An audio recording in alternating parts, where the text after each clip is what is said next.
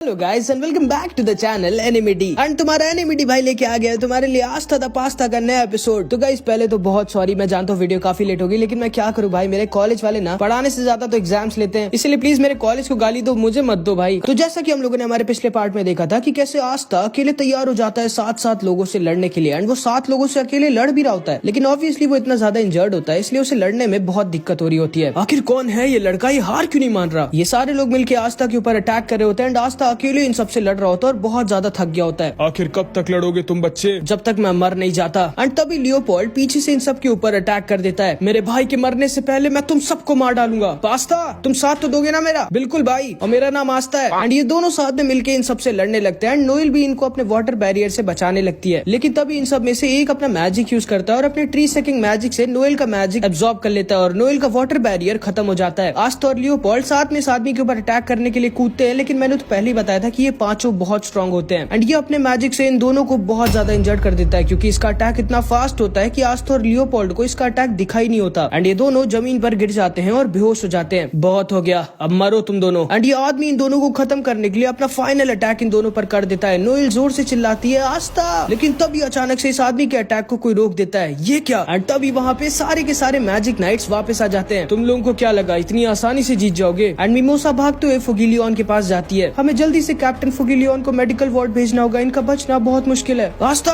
तुम ठीक तो। एंड आस्था बहुत ज्यादा इंजर्ड हो चुका होता है। नोजेल बोलता है तुम लोगों ने जो किया है उसके लिए मैं तुम लोगों को बहुत गंदी मौत दूंगा। ऐसी बात है क्या। एंड तभी नोजेल इन लोगों के ऊपर अटैक कर देता है, बट तभी ये लड़की अपना मैजिक यूज करती है, सैलामेंडर मैजिक। एंड वो अपने मैजिक से अपने आसपास एक सैलामेंडर बना देती है जो नोजेल के अटैक को एब्जॉर्ब कर लेता है। एंड ये सैलामेंडर सारे के सारे मैजिक अटैक्स को एब्जॉर्ब कर सकता है और जितने ज्यादा अटैक्स ये एब्जॉर्ब करेगा उतना ही ज्यादा स्ट्रॉन्ग होता जाएगा। एंड तभी ये लड़की आस्था को भी अपने सैलामेंडर से किडनैप कर लेती है। नोजेल समझ जाता है कि ये लोग कोई मामूली क्रिमिनल्स नहीं है। अभी तो हम लोग यहाँ से जा रहे हैं, लेकिन हमारा नाम याद रखना तुम सब मैजिक नाइट्स। हमारा नाम है आई ऑफ द डार्क सन और एक दिन हम लोग पूरा क्लोवर किंगडम तबाह कर देंगे। एंड तभी ऑबिटो के टेलीपोर्टेशन मैजिक से ये सब वहाँ से आस्था को लेके भाग जाते हैं। हमें जल्दी कुछ करना होगा, वो लोग आस्था को ले गए। हमारे पास अभी एक कॉमनर की चिंता करने का टाइम नहीं है, हमें हमारे क्लोवर किंगडम का ध्यान रखना होगा। लेकिन कैप्टन नोजेल सही कह रहे हैं नोएल, हमें नहीं पता कि वो लोग आस्था को कहाँ लेकर गए होंगे। अभी हमारे क्लोवर किंगडम को हमारी जरूरत है, हमें दोबारा से अपने किंगडम को सेव करना होगा। मिमोसा क्या ये दोनों बच पाएंगे। मैं लियोपोल्ड को तो बचा सकती हूँ, पर फुगिलियन सर का बचना बहुत मुश्किल है। हमें जल्दी इन्हें मैजिक हॉस्पिटल लेके जाना होगा, जिसपे सॉलिड और नेब्रा फुगिलियन पे हंसने लगते हैं। देखो तो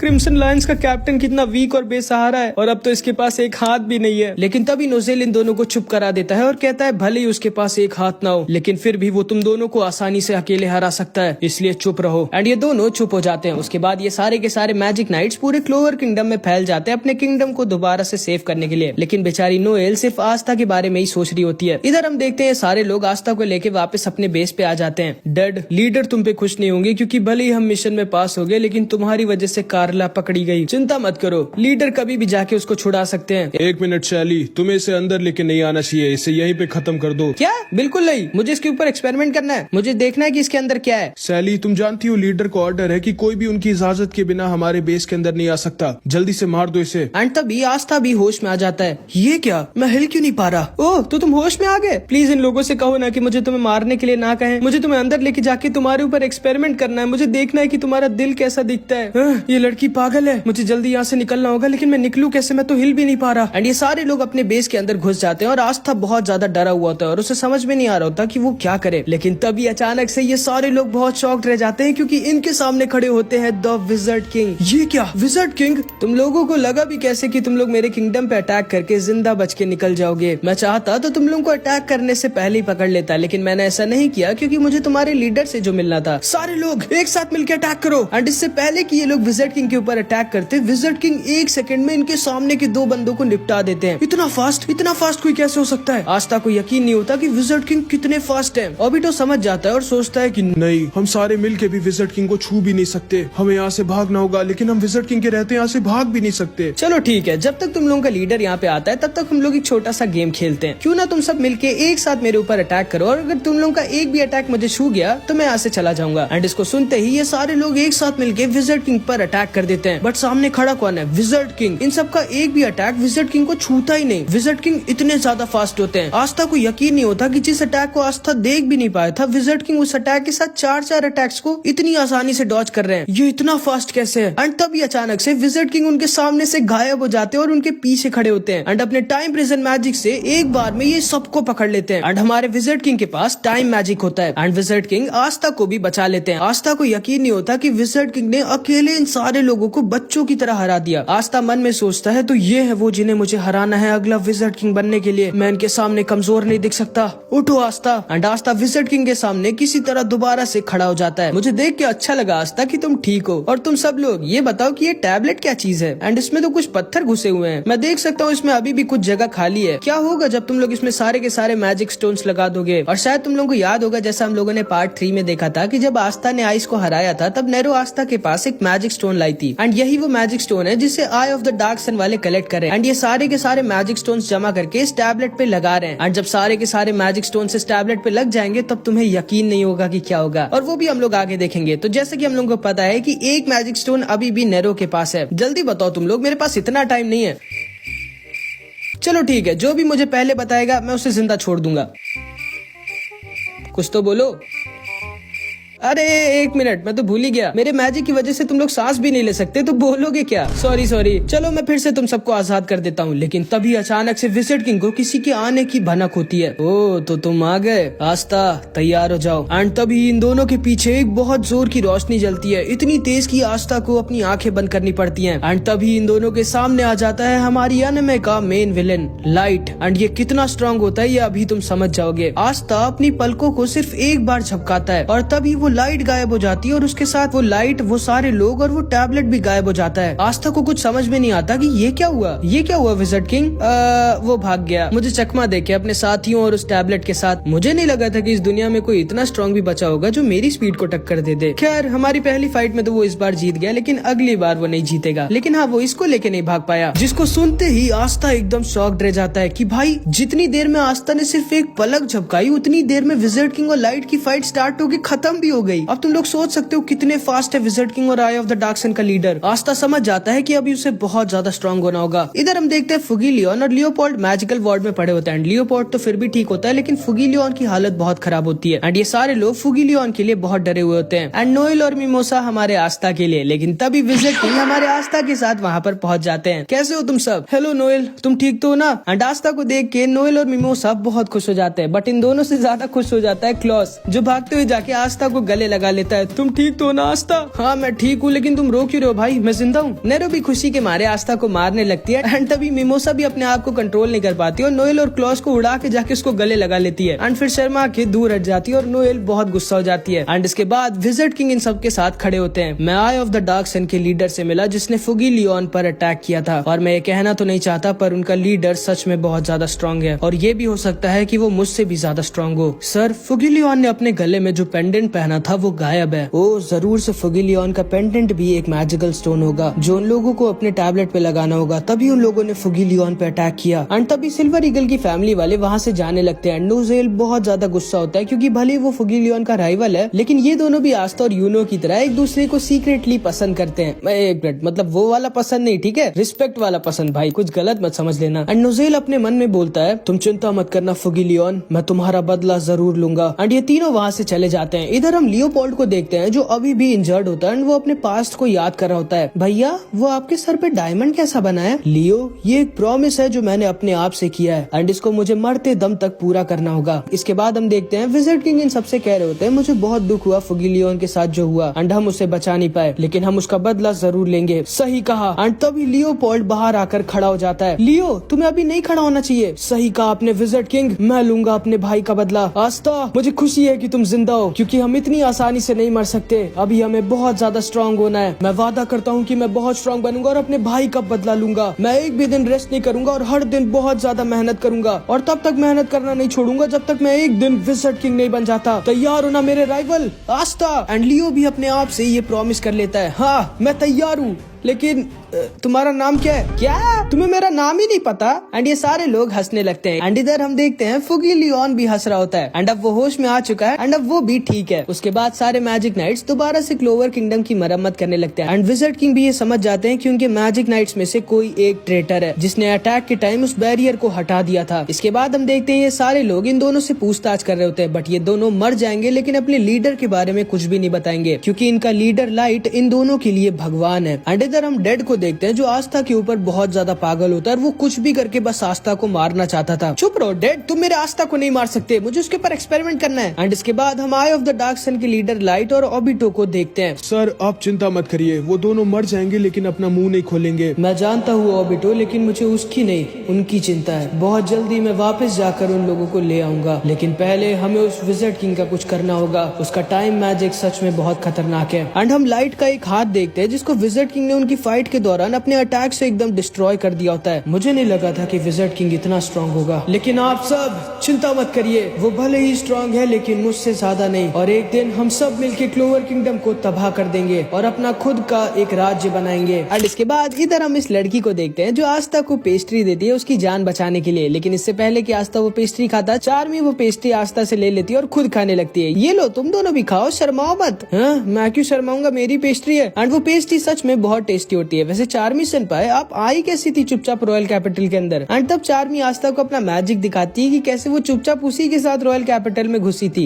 एंड तभी हम देखते हैं वहाँ से यूनो की भी स्क्वाड जारी होती है। ओए यूनो, कम से कम एक हाय तो बोल दे जाओ, किस बात की ऐठन है तुम्हारे अंदर? एंड चार्मी आस्था से कहती है, एक मिनट, तुम मेरे प्रिंस को कैसे जानते हो? मैं जानता हूँ कि तुम बहुत स्ट्रॉन्ग हो गए हो, लेकिन ये मत बोलो कि मैं तुमसे भी ज्यादा स्ट्रॉन्ग हूँ। जिसको सुनते ही यूनो आस्था के ऊपर एक बहुत ही स्ट्रॉन्ग अटैक यूज कर देता है, जो कि इतना स्ट्रॉन्ग होता है कि अगर आस्था की जगह कोई और मैजिक नाइट होता तो वो काम से गया था। लेकिन सामने कौन खड़ा होता है? हमारा आस्था। एंड वो अपनी तलवार निकालता है और वो यूनो के अटैक को रोक देता है, लेकिन उसके अटैक से वो नीचे जरूर गिर जाता है। एंड तभी उसको यूनो का एक मैसेज दिखता है जिसमें लिखा होता है, मैं ठीक हूँ, तुम बताओ। अबे पागल है क्या, मुंह से नहीं बोल पा रहा था, अभी तो हम सब मारे जाते। एंड यूनो आस्था को इग्नोर करके वहाँ से चला जाता है। क्लॉस सोचता है कि अचानक से यूनो का विंड अटैक इतना स्ट्रॉन्ग कैसे हो गया? एंड वो इसीलिए हुआ है क्योंकि यूनो के पास अब विंड स्पिरिट शिल्फी भी है। और आस्था और यूनो दोनों अंदर से बहुत खुश होते हैं एक दूसरे के लिए कि वो लोग अब इतने स्ट्रॉन्ग हो गए। इसके बाद हमारा आस्था वापस लौट जाता है अपने ब्लैक बुल स्क्वाड के पास। मैग्मा सेनपाई, फिर विज़र्ड किंग ने मेरी तारीफ की और मुझे बना दिया जूनियर मैजिक नाइट। क्या? लेकिन जूनियर मैजिक नाइट होता क्या है? मुझे नहीं पता। बेवकूफों, तुम लोगों को ये नहीं पता कि जूनियर मैजिक नाइट क्या होता है? कोई बात नहीं, तुम लोगों का कभी प्रमोशन नहीं हुआ है ना, इसलिए तुम लोग अभी तक की सुपर जूनियर मैजिक नाइट हो। और आस्था अब जूनियर मैजिक नाइट हो गया, मतलब तुम लोग से भी ऊपर। और क्योंकि चार्मी ने अकेले उस चुड़ैल को हराया था, इसलिए अब वो सीनियर मैजिक नाइट है। ये मैं सीनियर मैजिक नाइट बन गई, मतलब मुझे अब और खाना मिलेगा। और तुमने भी बहुत अच्छा काम किया आस्था। थैंक यू यामी सर, मैं जा रहा हूँ और ट्रेनिंग करने ताकि मैं और ज्यादा स्ट्रॉन्ग बन पाऊँ और एक दिन बन जाऊँ विज़र्ड। चुप रहो, पागल हो क्या? जाके थोड़ा रेस्ट कर लो वरना रेस्ट इन पीस हो जाओगे। मुझे रेस्ट की जरूरत नहीं है, तुम्हें है गधे। लेकिन मैं करूंगा क्या अपने रेस्ट पे? मेरे साथ चलो, आज मैं तुम्हें एक ट्रिपल डेट पे लेके चलता हूँ। क्या